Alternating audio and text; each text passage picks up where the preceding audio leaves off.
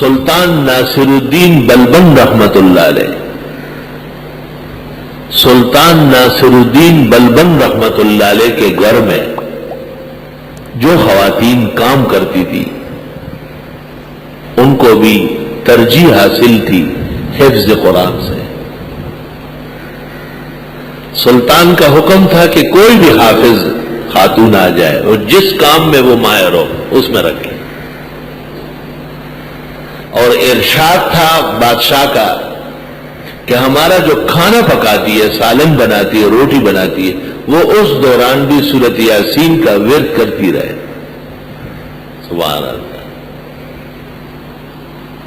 بادشاہی مسجد بن رہی تھی لاہور میں، سلطان اورنگزیب عالمگیر تشریف لے آئے،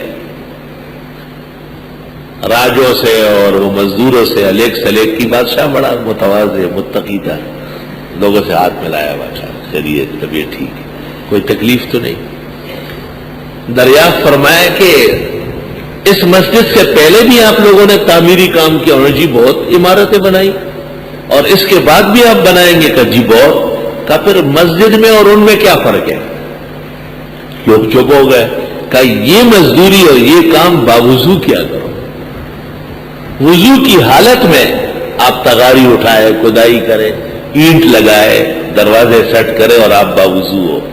اور سلطان نے حکم دے دیا کہ وضو کا انتظام مسجد کے آس پاس پہلے کر لیے، فوراً حوض لگا دیے گئے، تاکہ بادشاہی مسجد کے نظم و نسق اور بادشاہی مسجد کے تعمیر میں خدمت کرنے والے جو معمار ہے، مزدور ہے، وہ باوضو ہو،